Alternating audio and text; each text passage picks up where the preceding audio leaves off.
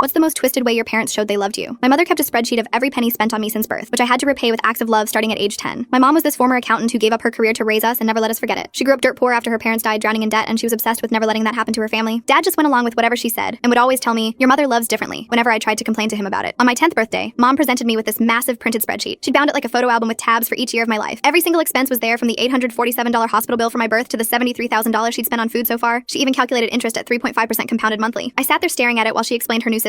Every hug would credit me $5 against my debt, saying "I love you" was worth 10. Good grades ranged from 50 to 100 depending on the subject. Chores would be paid at market rate, which she'd research weekly. She had this whole pricing structure worked out, and she pulled out her phone to show me the app she'd made to track everything. At first I thought it was just one of her weird lessons, but then she actually started enforcing it. After every hug, she'd update the spreadsheet on her phone. Sundays became Love Audit Day, where we'd sit around the dining table reviewing the week's transactions. My younger brother got competitive about it and started doing extra chores to out-earn me. My older sister Lauren just looked exhausted whenever Mom brought it up, and I started to understand why she'd fled the day she turned 18, leaving her $412,000 debt unpaid. By 13, I was budgeting my affection like some kind of emotional accountant. I'd save up my I love yous for when I needed something big. When I got my period and needed Mom to talk to me about it, she charged me $50 an hour for emotional support. I remember sitting there crying while she typed notes into her laptop explaining that therapists charge for their time, so maternal guidance should too. Things got darker by 16 when I had spreadsheets for all my friendships tracking social investments. My boyfriend tried to buy me dinner once and I panicked about the debt I'd owe him. Mom had started adding retroactive charges for disappointment damages going back years. She charged me for her time at every parent-teacher conference and school play. She'd even started teaching her system to other families in our neighborhood who thought it was brilliant. Everything exploded when I turned 17, and she introduced her final policy. If my debt exceeded $500,000 by my 18th birthday, I'd be emotionally foreclosed and legally emancipated from the family. She showed me the total with all the hidden charges, and I was already at $487,000. That night, I snapped and declared emotional bankruptcy at dinner. I refused all physical contact and wouldn't speak except for necessities. For 2 weeks, I felt like a real person for the first time. I hugged friends without calculating costs and accepted compliments without trying to pay them back. Mom seemed frozen, like her whole operating system had crashed. She stopped asking for payments and even made my favorite dinner without billing me. I started thinking maybe she finally understood how messed up this all was, and we could work things out like a normal family. Then a process server showed up at school and handed me court papers in front of everyone. She'd filed an actual small claims case for breach of implied contract. She had 7 years of signed weekly ledger reviews and recordings of our family meetings. During the hearing, the judge kept nodding as Mom presented her evidence while my school counselor tried to testify, but Mom's lawyer objected, saying it was hearsay. Dad took the stand and called me a poor investment while protecting his own ledger balance. Other neighborhood families testified about how the system helped their kids succeed. I was calculating which homeless shelter would take me when my boyfriend's mom stood up in the gallery. She turned out to be a contract lawyer who explained that minors couldn't enter binding contracts. She helped me create a reverse ledger showing what Mom owed me for 18 years of emotional labor at standard therapy rates. When we calculated it all out, Mom owed me $2.3 million. The judge threw out the case, and we reported Mom to the IRS for the cash payments she'd been receiving from teaching other families her system. I won, but the victory felt hollow. I live with my boyfriend's family now, who cover my expenses out of kindness, but I still can't accept it without calculating what I owe them.